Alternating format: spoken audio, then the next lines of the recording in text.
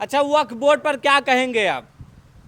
देखिए, मैं आपको दो लाइनों के माध्यम से कहना चाहता हूं कि हम ही को कातिल कहेगी दुनिया, हम ही को कातिल कहेगी दुनिया, हमारा ही कत्लेआम होगा, हम ही कुएं खोदते फिरेंगे, हमारा ही पानी हराम होगा। पार्टी के लोग उसी टोटी से आपको इतना पानी भर देंगे कि आपके उनके शरीर से हर छेद से इतना पानी निकल जाएगा कि उसकी आप कल्पना नहीं कर पाएंगे।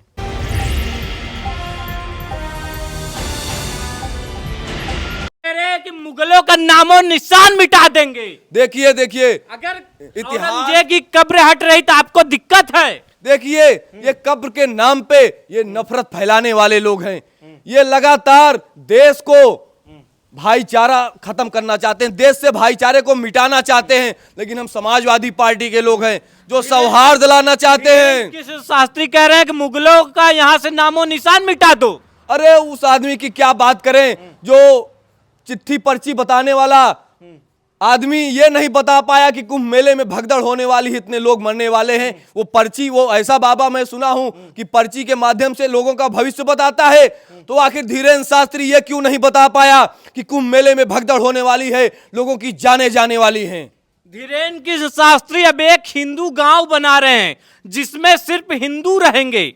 देखिए, कुछ भी नहीं हो पाएगा। ये संविधान है जो बाबा साहब अंबेडकर, डॉक्टर भीमराव अंबेडकर साहब का जो संविधान है, उन्होंने संविधान में एक ऐसी ताकत दी है कि उसमें सभी जात धर्म संप्रदाय के लोगों को जीने रहने का हक अधिकार है।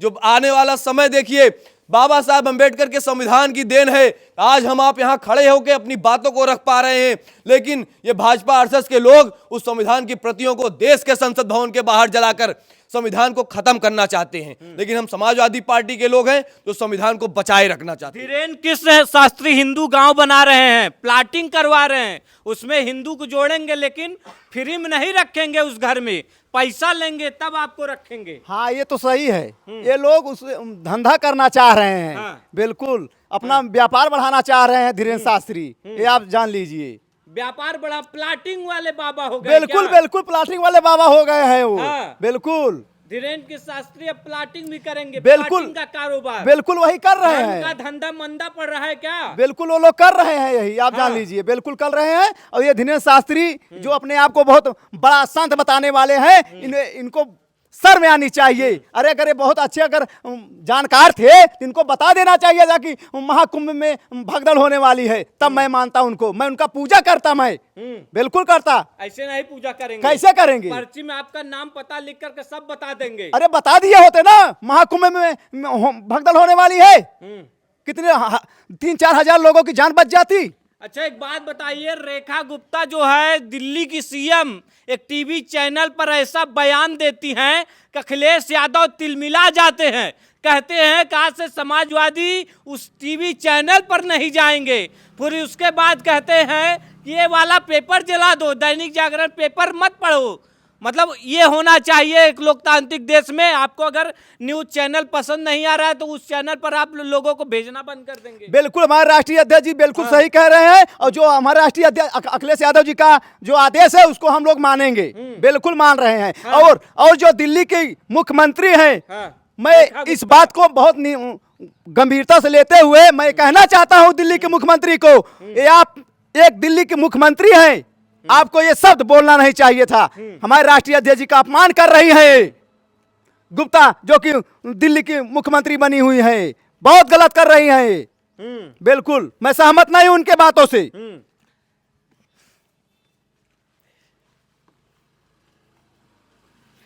दिल्ली की सीएम रेखा गुप्ता का बयान किस तरीके से देखते हैं? अब तो आपके नेताजी कहा हैं कि उस टीवी पर मत जाएगा। बिल्कुल बिल्कुल, समाजवादी पार्टी के लोग, समाजवादी पार्टी के महबूब नेता आदरणीय राष्ट्रीय अध्यक्ष जी के आदेश का पूरी तरीके से, पूरी ईमानदारी से पालन करेंगे।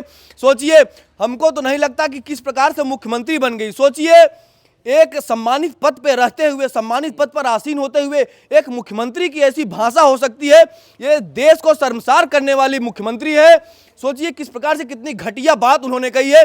अगर वो टोटी की बात कर रही, टोटी चोर हैं, तो हम समाजवादी पार्टी के लोग ये कहना चाहते हैं उनसे कि समाजवादी पार्टी के लोग उसी टोटी से आपको इतना पानी भर देंगे कि आपके उनके शरीर से हर छेद से इतना पानी निकल जाएगा कि उसकी आप कल्पना नहीं कर पाएंगे। तो मतलब समाजवादी पार्टी अब टीवी चैनल पर नहीं जाएंगे? नहीं, समाजवादी पार्टी के लोग टीवी चैनलों पर क्यों नहीं जाएंगे? सिर्फ न्यूज 24 पे नहीं जाएंगे, और दैनिक जागरण का बहिष्कार करेंगे। क्योंकि ये सत्ता के संरक्षित लोग हैं जो लगातार सिर्फ सत्ता के कामों को, सत्ता के लोगों के इशारे पर चलने का काम कर रहे हैं। इसलिए पार्टी के महबूब नेता जो आपको पसंद है, जो आपका जो है चाटुकारिता करे वो छापे, तो वो पेपर आप लेंगे? नहीं, ये तो बात है नहीं। ये तो हम लोग तो विपक्ष के लोग हैं, हम लोग से सवाल ज्यादा होते हैं आज के समय में, जबकि सवाल सत्ता पक्ष के लोगों से होने चाहिए लोकतांत्रिक देश में।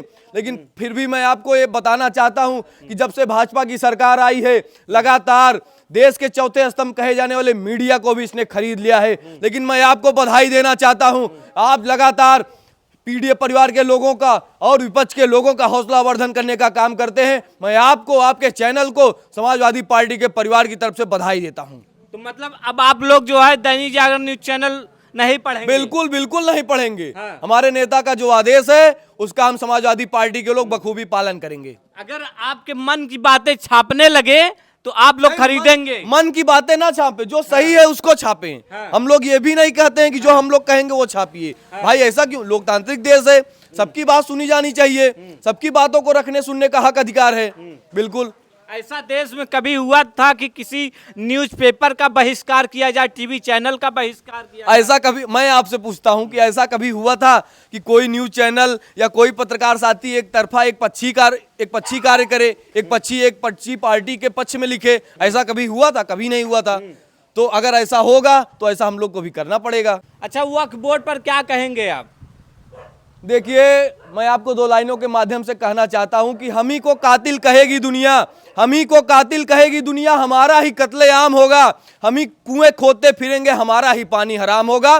सन 1947 में देश के जाने माने, सम्मानित और देश के भारत रत्न, देश में भारत रत्न से सम्मानित मौलाना अबुल कलाम आजाद ने 1947 में जामा मस्जिद की सीढ़ियों पर खड़े होकर ये कहा था कि मुसलमानों कहां जा रहे हो, यहाँ पे तुम्हारे आबाओं अजदाद की कब्रें हैं, ये देश तुम्हारा है, ये हिंदुस्तान तुम्हारा है मुल्क, कहां जा रहे हो? इस मुल्क पे सभी जात धर्म संप्रदाय के लोगों का हक अधिकार है, रुक जाओ मत जाओ। तब मुसलमानों ने अपने सर की गठरिया उतार के रख दी थी। लेकिन आज ये भाजपा के लोग, ये आरएसएस के लोग इस देश में एक ऐसा बिल लाते हैं, वक्फ बिल लाते हैं, जिसमें मुसलमानों को अब ये बताना पड़ेगा कि इस देश में हमारा भी रहने का हक अधिकार है।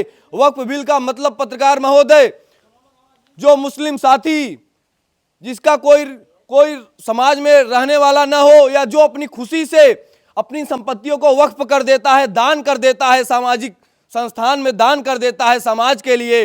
लेकिन आप सोचिए, अपने चंद उद्योगपतियों को फायदा पहुंचाने के लिए ये भाजपा आरएसएस के लोग एक ऐसा बिल लाते हैं जो मुसलमानों का हितैषी बताते हैं। लेकिन मैं आपके माध्यम से बताना चाहता हूं कि आप सोचिए, ये वही भाजपा के लोग हैं जो उसी सदन में बिल लाते हैं, लेकिन उसी लोकसभा में मैं आपके माध्यम से ये कहना चाहता हूं, लोकसभा में भाजपा के पास उस बिल का समर्थन करने के लिए भारतीय जनता पार्टी के पास एक भी मुस्लिम लोकसभा सांसद नहीं है। सोचिए, ये लोग भाजपा के लोग मुसलमानों के हित की बात करते हैं, और ये भाजपा के लोग उस बिल को, एक मिनट सुनिए, उसी बिल को, वक्फ बिल को, ये भाजपा के लोग मुस्लिम महिलाओं का हितैषी बताते हैं। तो मैं आपके माध्यम से बताना चाहता हूं, देश की लोकसभा की सदन हो, चाहे राज्यसभा की सदन हो, चाहे देश की किसी भी विधानसभा में एक भी महिला मुस्लिम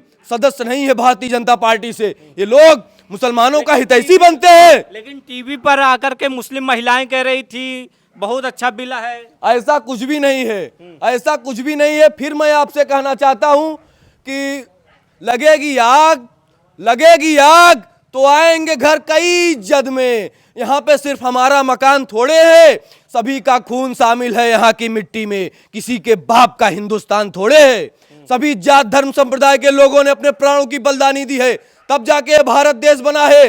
इस देश में सभी का खून पसीना मिट्टी शामिल है। लेकिन ये भाजपा आरएसएस के लोग जिस प्रकार से मुसलमानों को बहकाने का काम करते हैं, केवल मुसलमानों को टारगेट करने का काम करते हैं। लेकिन हम समाजवादी पार्टी के लोग हैं जो सभी जात धर्म समुदाय के लोगों को साथ लेकर चलने का काम करते हैं। देख सकते हैं जिस तरीके से लगातार समाजवादी पार्टी जो है और करनी सेना लगातार आमने सामने जो है बयान दे रही, बयानबाजियां लगातार हो रही है। वहीं करनी सेना जो है 12 अप्रैल को आगरा में जो है कूच करेगी। फिलहाल आप क्या सोचते हैं, हमें अपनी राय जो है कमेंट बॉक्स में जरूर बताइए।